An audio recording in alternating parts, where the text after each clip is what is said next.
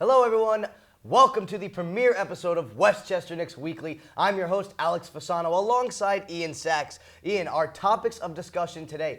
Chasson Randle at the tail end of his 10-day contract with the Philadelphia 76ers. How has he been doing? What's his production like in the big leagues? We'll get to that in a little bit.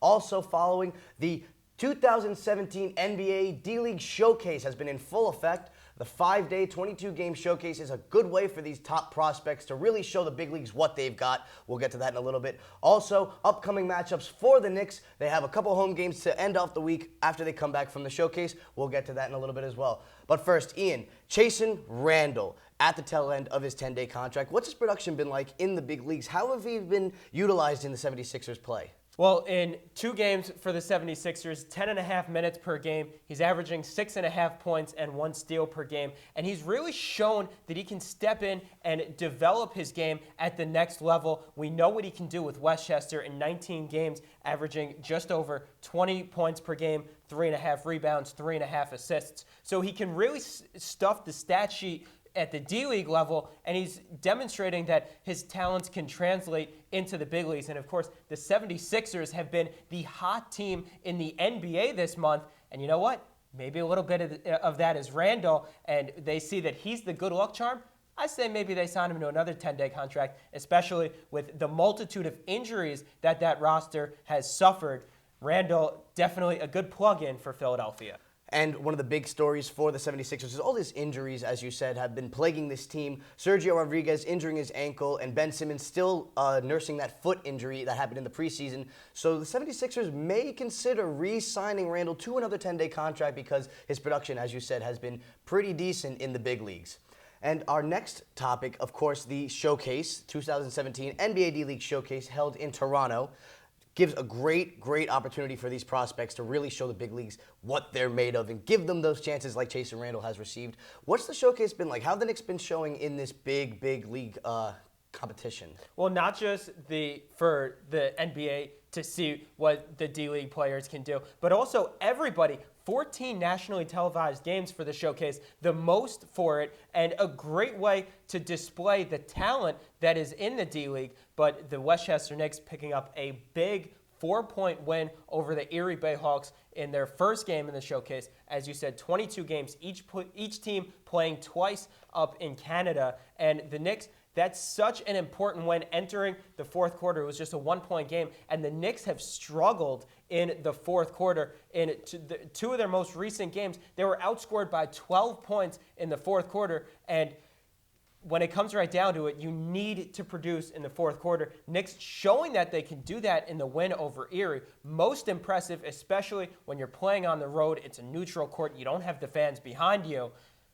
You have to like that the Knicks are maybe turning the corner and realizing how to produce when in the crucial moments. And, of course, one of the big prospects in this showcase has been Anthony Brown for Erie. The Knicks today held him to only 19 points, so obviously the Knicks are doing something right in these big-name games for these prospects. One of the biggest scorers for the Knicks today was Courtney Fells with 22 points, 5 assists. He is just so dominant recently. I personally like Courtney Fells as a starter, but you know, he has to produce better like this in those upcoming games to continue being a big factor for this Westchester team. And obviously it showed today with his 22 points. Well, I think that now without Randle in this offense, you're starting to see players like Fells develop their game and take shots that they normally wouldn't have taken with Randle in the lineup. For example, the first game without Randle, the Knicks won big, and they had 7 players in double figures. You wouldn't see that if Randle's still on the team because he has to get his 20 points, and they have to come from somewhere. But without Randle, they're really establishing those other players, those role players,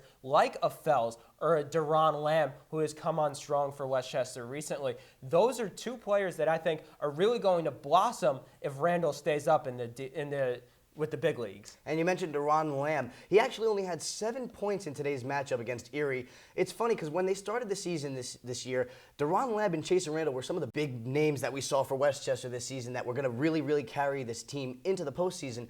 Doron Lamb has been a little shaky as of late without his buddy Chasson Randle with him. So do you think Randle getting another 10-day contract with the 76ers could impact Doron Lamb's production in the upcoming weeks? I think the problem that Lamb has been facing so far this year is that he's not used to who he's playing with, because with the way that Randall going up to the NBA, then possibly coming down, Ron Baker has been back and forth.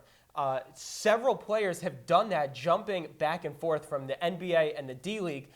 It's very tough to get consistency, and we've seen that even in Lamb's game himself. One game he could go off for 30 points, then today he's quiet for 7 points. So we need more consistency from Doron Lamb, but if he gets on, if he gets going, he could have a streak of 3, 4, 5 games in a row where he scores 30 points. Well, we'll hopefully see the Knicks continue their momentum and dominant ways in the rest of this showcase.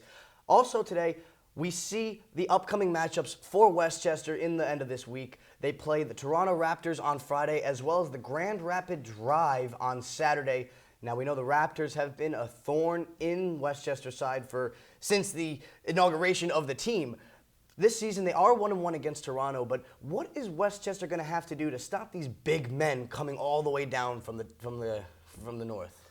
Well, now we have to remember that in the Westchester win over the Raptors, they needed a buzzer-beater heroics to pull off that victory. In their loss, that one was at home against the Raptors, and they were outscored by 21 points in the second half. It was a tied game at halftime, and then the wheels just fell off in the second half. So Westchester needs to, again, get their legs. Maybe that's conditioning, but they need to be able to put together a stronger performance later in the game.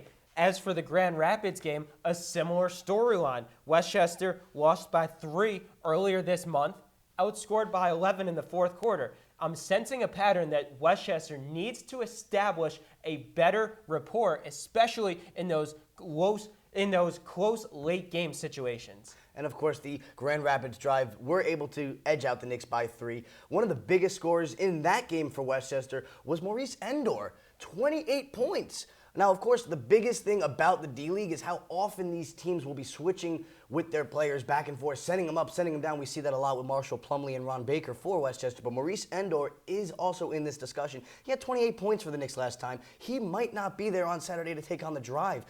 Do you think that's going to really, really impact the Knicks on their offensive play? Maybe Courtney Fells comes off and goes off with his three-pointers, but again, Maurice Endor is one of those big men that they won't have on Saturday. The way that I really like Endor playing is that he's tall, but he's lanky. I like his size. He can run the floor so much better than a big, say like a Marshall Plumlee type.